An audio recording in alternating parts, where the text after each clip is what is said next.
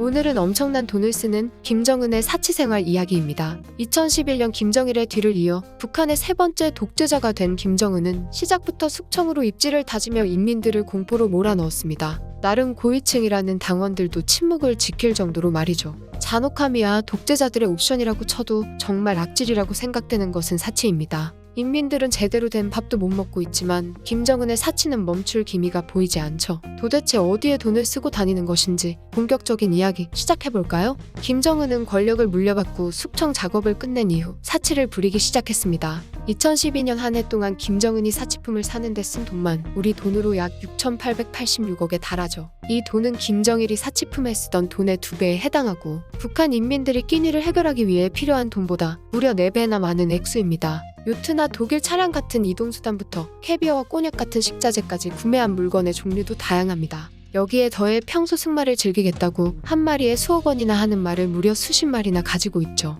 가장 큰 문제는 사치가 날이 갈수록 심해지고 있다는 것입니다. 국제사회는 꽤 오래전부터 북한의 제재를 취하고 있죠. 그러니까 북한의 경제와 외교활동 범위를 제한하고 있는 것입니다. 조금 더 자세히 말하자면 북한에 대한 수출과 경제 교류를 최소화하여 북한을 국제사회에서 격리시키려는 것이죠. 아무래도 국제사회에서는 전 세계를 상대로 도발을 하고 핵개발까지 진행 중인 북한이 달갑지 않을 테니까요. 하지만 제재는 생각보다 그렇게 잘 먹히지 않았습니다. 바다에 선박을 띄운 상태로 경로를 우회하거나 화물을 선박에서 선박으로 옮기면 그만이었죠. 이렇게 복잡한 방법으로 약 20억에 달하는 리무진이나 60억 원 가까이 하는 요트를 사들인 것이죠. 김정은의 사치품 사랑은 명품에서 그치지 않습니다. 진짜는 고급 식자재죠. 김정은은 평소에 에멘탈 치즈나 캐비어를 즐겨 먹습니다. 그 중에서도 에멘탈 치즈는 김정은이 스위스에서 유학하던 시절부터 즐겨 먹던 음식이라고 하죠. 여담으로 김정은은 스위스에서 유학하던 시절부터 사치스러운 생활을 했습니다.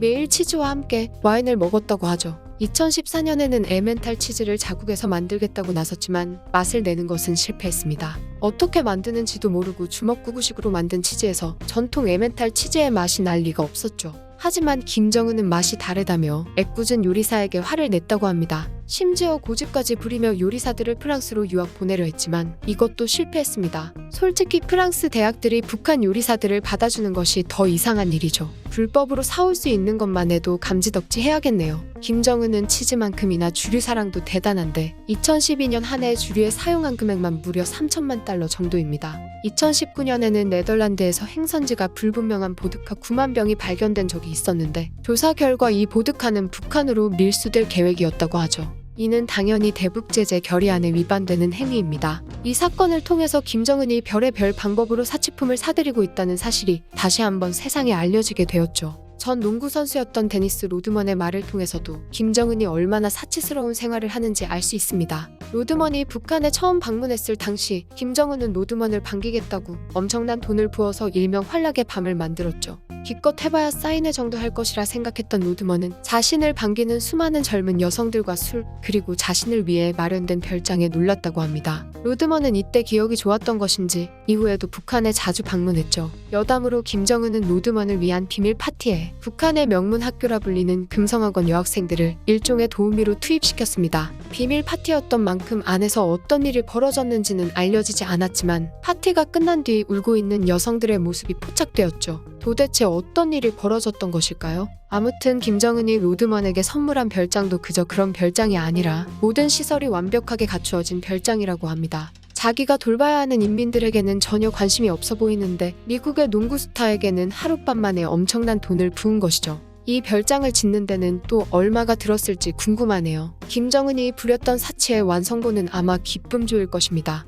기쁨조란 쉽게 말해서 북한 정부가 데리고 있는 유녀 집단이죠. 기쁨조가 처음 생길 당시의 목적은 김정일이 김일성의 정상적인 판단을 막으려는 목적이었습니다. 이때 만들어져 김정일 시대까지 이어졌지만 김정은 때 폐지되었죠. 김정은은 기쁨조를 폐지하며 자신은 여색을 즐기지 않는다는 점과 리설주와의 돈독한 관계를 과시했습니다. 기쁨조가 다시 부활하지 않았을까 혹은 비밀리에 유지 중인 게 아닐까라고 많은 사람들이 의심했지만 딱히 이렇다 할 증거는 없었는데 최근에 들어서는 북한에서 다시 기쁨조가 시행되고 있다는 증거들이 나오는 중입니다. 증거들 가운데 하나가 바로 속옷 구매죠. 2017년 당시 김정은이 밀수한 품목 중에는 무려 38억 원에 해당하는 여성 속옷이 있었습니다. 속옷뿐만 아니라 엄청난 양의 화장품도 발견이 되었었죠. 김정은이 워낙 사치품을 좋아하기로 유명하지만 고가의 속옷과 화장품을 한두 개도 아니고 이렇게나 많이 살 일이 뭐가 있을까요? 기쁨조의 부활을 의심해 볼 수밖에 없었습니다. 그리고 최근에는 기쁨조가 부활한 것이 기정사실화되었죠. 탈북자들의 증언과 외국 기자들의 비밀 촬영을 통해서 말입니다. 김정은도 들켰다는 것을 안 것인지 이제는 아예 고급 향수와 미용 제품들까지 사들이고 있죠.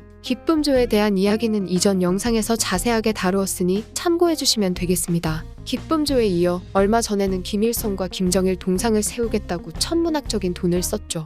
여기에 들인 돈만 약 3,300만 파운드로 하나로 따지면 514억 정도 되는 돈입니다. 북한 인민들이 배부르게 먹고도 남을 돈이죠. 물론 정치적인 목적으로 사용된 돈이기는 하지만 동상이라는 것이 자리만 차지하고 실질적으로는 하등 쓸모없습니다. 그리고 나라가 부유하고 잘 사는 것도 아닌데 이런 곳에 돈을 쓰는 것은 이기적인 행보죠. 김정은의 사치도 문제지만 옆에 있는 리설주도 만만치 않습니다. 리설주는 딸 김주애를 낳은 이후부터 육아에만 집중하는 중인데 사용하는 분유부터 기저귀나 유축기까지 전부 고급 제품만 사용하며 일명 황제 육아를 하고 있죠. 김주애를 낳기 전에도 리설주의 사진을 보면 머리부터 발끝까지 명품으로 도배를 해놓은 모습을 볼 수 있습니다. 착용한 아이템들을 합산한 가격은 언제나 몇 천은 우습게 넘어갔죠. 김정은과 커플 시계로 스위스의 명품 브랜드를 차고 다니는 모습이 포착되기도 했습니다. 참고로 이 시계는 김정은이 평소에 신임하는 간부들에게 선물하는 용도로 엄청나게 사들였던 시계죠.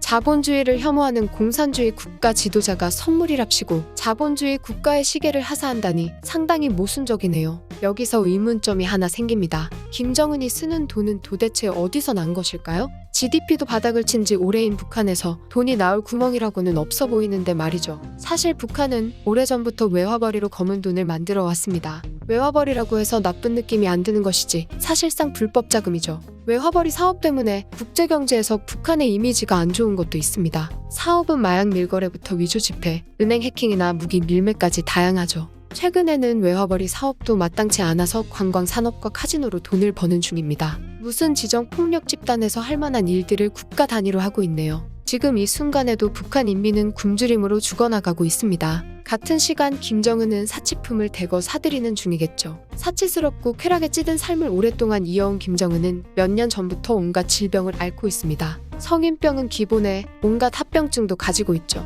뉴스에 나오는 모습을 보면 당장 죽어도 이상하지 않을 정도입니다. 한 나라의 지도자가 자국민들의 사정에는 전혀 관심이 없고 자신을 위해서만 물쓰듯 돈을 쓰고 있는 모습은 김정은과 협상을 진행하기 싫어지게 만들죠. 쉽게 말해서 말이 안 통할 것 같다는 이야기입니다. 피해를 입는 건 아무것도 모르는 인민들 뿐이죠. 향락에 빠져버린 북한 김정은의 사치생활 이야기, 이번 편은 여기까지입니다.